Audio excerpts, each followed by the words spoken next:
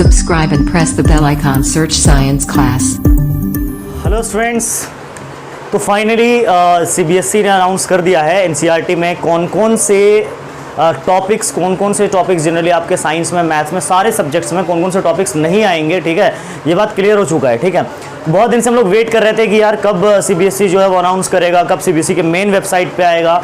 ठीक है, कि कौन कौन से टॉपिक्स आ रहे हैं या कौन कौन से टॉपिक्स नहीं आ रहे हैं। ठीक है, तो फाइनली कल शाम में ये नोटिफिकेशन सीबीएसई के मेन वेबसाइट पर आ चुका है कि आपके साइंस में, मैथ्स में, सोशल में, सारे सब्जेक्ट्स में कौन कौन से टॉपिक्स नहीं आएंगे और कौन कौन से टॉपिक्स आएंगे। ठीक है, मैं आपको एक एक करके पूरा ब्रीफ एक्सप्लेन करके अच्छे से बिल्कुल, और आपको मैं एक ओरिजिनल उसकी शीट भी दिखाऊंगा सीबीएसई की तरफ से जो आया है, नोटिफिकेशन आया है, वो पूरा भी आपको दिखाऊंगा, स्क्रीन पे नजर आएगा आपको। ठीक है, और ये फाइनलाइज हो गया है पूरी तरह से कि जो हमारा 2021 का जो हमारा सिलेबस है 10th क्लास का खास करके, वो हमारा रिड्यूस हो चुका है, कम हो चुका है।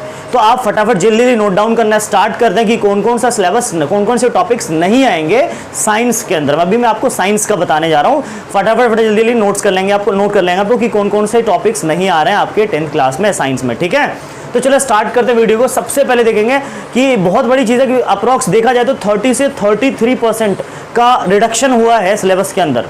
वो पूरा एकदम बिल्कुल ऑलमोस्ट 33% का रिडक्शन हो चुका है सिलेबस के अंदर। देखते हैं सबसे पहले करके, सबसे पहले स्टार्ट करते हैं हम लोग chemical reaction and equation. Chemical, अभी मैं जो लिखूंगा वो नहीं आएंगे, जो नहीं लिख रहा समझ लो वो आ जाएंगे। अभी मैं आपको एक शीट दिखाऊंगा, आपको स्क्रीन पर नजर आएगा, वहां पे सब कुछ लिखा हुआ है कि कौन कौन से टॉपिक्स आएंगे, क्योंकि जो मैं स्क्रीन पे दिखाने जा रहा हूँ वो सारे आएंगे, और जो मैं लिखने जा रहा हूँ यहाँ पर वो टॉपिक्स नहीं आएंगे। तो इंपॉर्टेंट ये है जो नहीं आएंगे। ठीक है ना, तो इसको देखना है, क्योंकि टाइम को देखते हुए बहुत सारे जनरली लोग जो थे वो बहुत कंफ्यूज थे, स्टूडेंट्स बहुत ज़्यादा कंफ्यूज थे, पेरेंट्स बहुत ज़्यादा कंफ्यूज थे कि क्या किया जाए, इतने कम टाइम में इतना ज़्यादा जनरली जो बर्डन हमारा वो कैसे पूरा होगा। ठीक है, तो बोर्ड एग्जाम के अंदर ये सारे टॉपिक्स फाइनली नहीं आ रहे। स्टार्ट करता हूँ मैं। सबसे पहला केमिकल रिएक्शन एंड इक्वेशन। इसमें सर क्या नहीं आएगा? केमिकल रिएक्शन एंड इक्वेशन, इस वाले चैप्टर में क्या नहीं आएगा? इस वाले चैप्टर में ज्यादा रिडक्शन नहीं हुआ है। इस वाले चैप्टर में दो टॉपिक है, एक है हमारा कोरोजन और एक है रेंसिडिटी। ये टॉपिक आपका नहीं आने वाला है इस चैप्टर से, पहली बात। ठीक है, अब चलते दूसरे चैप्टर पे हमारे पास, जल्दी फटाफट देखेंगे वीडियो को। ठीक है, एंड तक देखना पूरा एकदम बिल्कुल, नोट डाउन कर लो, नोटबुक लेके बैठो, स्क्रीनशॉट ले लेना। ठीक है, नेक्स्ट है हमारा केमिकल रिएक्शन एंड इक्वेशन हो गया। नेक्स्ट हमारा acid base and salt, acid basis and salt. इसमें सर कौन सा सिलेबस नहीं आएगा, कौन सा टॉपिक नहीं आएगा? याद रखना, एसिड बेसिस सॉल्ट में ऑलमोस्ट सारे टॉपिक्स आ रहे हैं, क्योंकि देखो जो सीबीएसई ने बहुत ही अच्छे से मतलब स्टूडेंट के हिसाब से सोच करके ही किया है।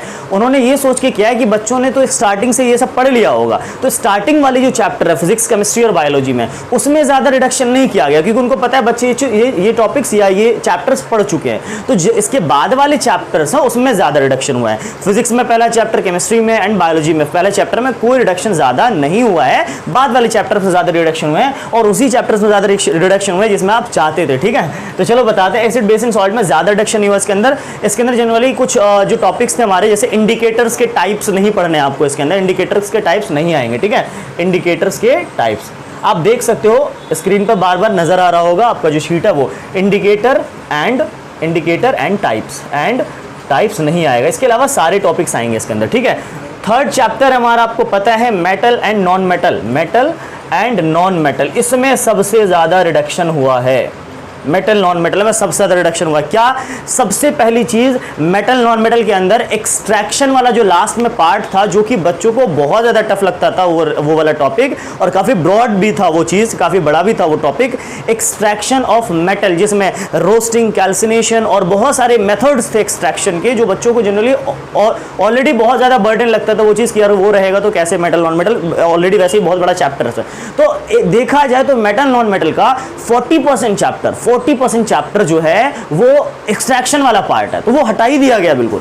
तो इस चैप्टर का सिर्फ 60% चैप्टर आपको पढ़ना है, वो भी बहुत आसान है। ठीक है, आपको देखना, मैं ही पढ़ाऊंगा आपको ये चैप्टर। ठीक है, तो देखना बहुत आसान है, यानी कि मेटल नॉन मेटल में से जो हमारा एक्सट्रैक्शन वाला पार्ट है वो हटा दिया गया है, वो आपका नहीं आएगा। एक्सट्रैक्शन ऑफ मेटल्स एंड इसके मेथड्स कुछ भी नहीं आ रहे इसमें। एक्सट्रैक्शन से रिलेटेड कुछ नहीं आने का, ठीक है। नेक्स्ट है हमारा फोर्थ चैप्टर। फोर्थ चैप्टर में क्या है? Carbon and its compound, carbon and its compound, carbon and its compound. इसके अंदर भी ज़्यादा रिडक्शन नहीं हुआ है, लेकिन मैं आपको बता दूं इसके अंदर भी उन्हीं चीज़ों का रिडक्शन किया गया है जो बच्चों को ज़्यादा टफ लगता है। नॉर्मली इसमें जो टॉपिक आपने सुना होगा, नोमेनक्लेचर एक टॉपिक आता है जिसमें कंपाउंड्स के नाम रखने होते हैं, अलग अलग नाम होते हैं और फंक्शनल ग्रुप से रिलेटेड नाम होते हैं। तो बहुत बच्चों के लिए टफ पड़ जाता है फंक्शनल ग्रुप से रिलेटेड नाम याद रखना, ठीक है। तो ये चीज़ें इस सिलेबस में नहीं आ रहे, ठीक है, यानी कि इस टॉपिक से, इस चैप्टर से नहीं आ रहे। कौन सा? मैं लिख देता हूं, नोमेनक्लेचर। नोमेनक्लेचर नहीं आ रहा, nomenclature with functional group, functional group with functional group, nomenclature with functional group. मतलब फंक्शनल ग्रुप तो आपसे पूछे जाएंगे कि क्या होता है फंक्शनल ग्रुप, बताइए इसके कितने टाइप्स होते हैं और पहचानने का तरीका, ये तो बहुत आसान है। लेकिन नोमेनक्लेचर, उसके नाम रखना कंपाउंड्स के, इनके हिसाब से, वो आपका इस चैप्टर में नहीं आ रहा है, जो कि देखा जाए तो बहुत बड़ा रिडक्शन है इस चैप्टर के लिए भी और इस चैप्टर के लिए, क्योंकि देखा जाए तो यही दो चीजें थी इन चैप्टर में, इन चैप्टर में जो बहुत ज्यादा, एक तो देखा जाए तो बिल्कुल कोर पार्ट था और इसी को हटा दिया गया, ठीक है। चलो अब हम बात करते हैं नॉर्मली नेक्स्ट चैप्टर हमारा फोर्थ के बाद fifth chapter, periodic classification of element. Periodic classification of elements में क्या क्या नहीं आ रहा? पीरियोडिक क्लासिफिकेशन में क्या क्या नहीं आ रहा? क्लासिफिकेशन में यार ये चैप्टर ना, फिफ्थ चैप्टर केमिस्ट्री का बहुत लास्ट चैप्टर और बहुत ही छोटा चैप्टर है, ठीक है। तो इसमें से क्या रिमूव करवाया जाता, ये जनरली बहुत इम्पॉसिबल वाली चीज़ में तीन ही साइंटिस्ट के टेबल्स को पढ़ने हैं, ठीक है, और वो बहुत आसान भी है, तो जनरली इससे कुछ भी रिडक्शन नहीं हुआ है, ठीक है। इसमें बुरा मानने वाली बात भी नहीं है यार कि पांचवा चैप्टर बहुत आसान है और बहुत छोटा भी, इसमें कोई प्रॉब्लम नहीं है। तो नो रिडक्शन इसके अंदर मैं लिख देता हूँ ओवरऑल कि नो रिडक्शन, क्योंकि सभी पढ़ लेते हैं इसमें हम लोग, ठीक है। नो रिडक्शन, इसके अंदर कोई रिडक्शन नहीं हुआ है, ठीक है। इतने बड़े बड़े रिडक्शन तो करवा ही लिया आपने। नेक्स्ट है हमारा सिक्स चैप्टर हमारा है लाइफ प्रोसेस। दोस्त यहाँ से बायोलॉजी के पार्ट्स स्टार्ट हो चुके हैं। लाइफ प्रोसेस में क्या नहीं आ रहा, ये बहुत बड़ा सवाल था जनरली। लाइफ प्रोसेस बहुत बड़ा चैप्टर है, तो आपको मैंने जैसा पहले बताया है कि सीबीएसई इस बात को ध्यान में रखते हुए रिडक्शन क्या है कि बच्चों ने पहला चैप्टर फिजिक्स केमिस्ट्री बायोलॉजी का पढ़ लिया होगा, तो इसमें से रिडक्शन नहीं करना है। तो आप सबको पता है, आप सबने ओवरऑल लाइफ प्रोसेस पढ़ ही लिया है, तो लाइफ प्रोसेस में कोई बड़ा रिडक्शन इसके अंदर नहीं हुआ है, याद रखना। इसके अंदर से कुछ भी रिडक्शन नहीं हुआ है, इसके अंदर भी देखा जाए तो नो रिडक्शन, इसमें सब कुछ पढ़ना है आपको। इसमें 4 पार्ट्स हैं, nutrition, transportation, respiration and excretion, सब के सब आपको पढ़ना है। No reduction in this chapter. Next हमारा 7th चैप्टर जो कि है control and coordination. Control and coordination, ये सुन के मजा आ जाएगा आपको। कोऑर्डिनेशन, ये जो चैप्टर है दोस्त हमारा कंट्रोल एंड कोऑर्डिनेशन, ये चैप्टर 90% नहीं आएगा। मतलब देखा जाए तो ये आएगा ही नहीं चैप्टर। कंट्रोल एंड कोऑर्डिनेशन कहीं दूर दूर तक नहीं आने वाला। ऑल रिड्यूस्ड ये चैप्टर आएगा ही नहीं। बहुत इसमें से बहुत हार्मोन्स के बारे में एक आध पूछ लिए जाएंगे कि हार्मोन्स क्या होते हैं। तो ये सब चीज़ें नॉर्मली ऐसी चीज़ें जो आप पहले भी पढ़ चुके हो और जानते हुए टीचर आपको बता ही देंगे। टीचर खास करके आपको लाइफ प्रोसेस में बता देंगे कि इसके अंदर कौन कौन से हार्मोन्स होते हैं और क्या क्या होता है, सारा फंक्शन, एंजाइम्स का फंक्शन। तो देखा जाए तो कंट्रोल एंड कोऑर्डिनेशन के अंदर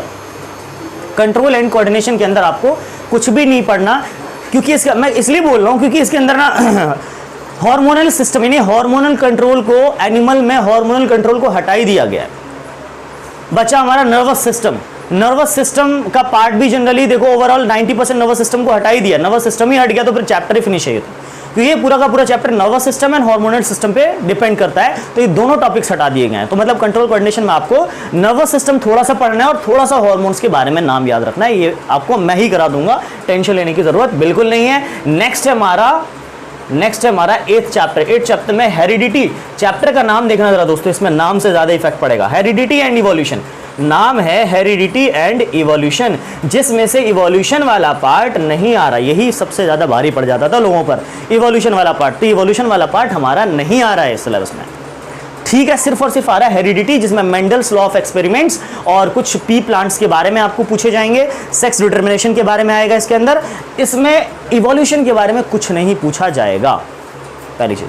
नेक्स्ट हमारा 9th वाला, यानी 9th चैप्टर। तो नेक्स्ट है हमारा रिप्रोडक्शन में भी आपको कुछ भी ज़्यादा कटा इसमें कुछ भी नहीं हुआ है, कुछ भी जनरली रिडक्शन के अंदर नहीं हुआ है। देखा जाए अगर मैंने बहुत ज़्यादा ऑब्जर्व किया इसके अंदर, तो मुझे मिला कि रिप्रोडक्शन में से आपको जो टॉपिक था हमारा एक कि ह्यूमन रिप्रोडक्टिव पार्ट, यानी male reproductive part and female reproductive part, उससे इस सिलेबस में नहीं आएंगे क्वेश्चंस। मेल रिप्रोडक्टिव पार्ट्स के डायग्राम्स आते थे और फीमेल रिप्रोडक्टिव पार्ट्स के डायग्राम आते थे, इससे रिलेटेड क्वेश्चंस नहीं आएंगे। यानी कि male and female reproductive parts, female reproductive parts से क्वेश्चंस नहीं आएंगे, क्योंकि मैंने इसको बहुत ज़्यादा अच्छे से गौर किया था, तो मुझे इसमें जनरली ये चीज़ें नजर आई। नेक्स्ट है हमारा 10th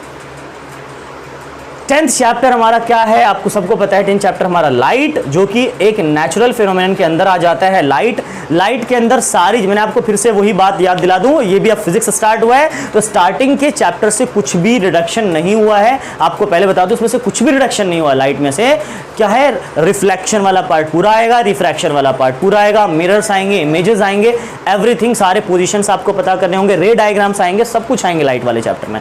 तो इसमें टेंशन लेने की जरूरत नहीं है, मैं आपको इस तरह से पढ़ा दूंगा कि सारा का सारा बिल्कुल आपको समझ में आ जाएगा, ठीक है। लाइट वाला टेंशन लेने की जरूरत नहीं है। अब है नेक्स्ट हमारा 11th चैप्टर। 11th चैप्टर में क्या है, 11th चैप्टर में क्या है आपको पता होगा, लाइट के बाद है ह्यूमन आई। क्या है, ह्यूमन आई।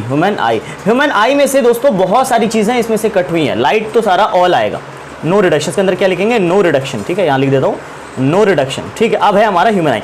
ह्यूमन आई वाले पार्ट से सारी चीजें आएंगी, कुछ भी इसमें हटाया नहीं गया है, सिर्फ एक को छोड़ के, जिसका नाम है टिंडल इफेक्ट। टिंडल इफेक्ट को हटा दिया गया है। टिंडल इफेक्ट मैंने आपको पिछली वीडियो में बताया था, टिंडल इफेक्ट नहीं आने वाला है इसमें, ठीक है।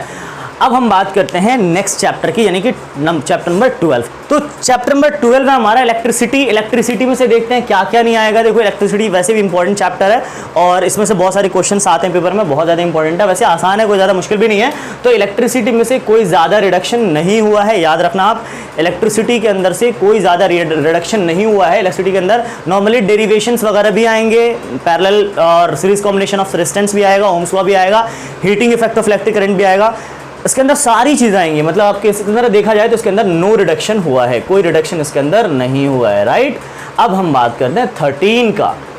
13 में आपका जनरली मैग्नेट चैप्टर हमारा क्या है, मैग्नेट वाले चैप्टर में, मैग्नेट वाले चैप्टर में आपका जनरेटर हटा दिया गया है। ये बेचारा जनरेटर ऑलरेडी पहले ही से बाहर रहता था, इसको इस बार और बाहर कर दिया गया, मतलब पहले से ही जनरेटर आते ही नहीं थे पेपर में, ठीक है। इस बार भी जनरेटर को बाहर ही रखा गया है, ठीक है, डीसी एसी जनरेटर को। तो जनरेटर वाले टॉपिक नहीं आएंगे, ना तो जनरेटर का फंक्शन आएगा, ना तो जनरेटर की डेफिनेशन आएगी, ना तो जनरेटर के पार्ट्स आएंगे, ना वर्किंग आएगा। तो मतलब कुल मिला के हमारा जो मैग्नेट है वो इसके हटने की वजह से हो गया बहुत आसान, ठीक है। और इसके अंदर एक और चीज़, डोमेस्टिक सर्किट वो भी जनरली नहीं है, डोमेस्टिक सर्किट ये भी नहीं आएगा, ठीक है ना। तो ये दो टॉपिक्स हटने से ये चैप्टर हो गया हमारे लिए बहुत इजी, ठीक है ना, क्योंकि इसके अंदर कुछ भी नहीं है इसके अलावा, ठीक है ना। अब नेक्स्ट है हमारा दोस्तों नेचुरल इन्वायरमेंट के अंदर देखते हैं, नेचुरल रिसोर्सेज के अंदर देखते हैं। जैसे पहला है हमारा आर इन्वायरमेंट।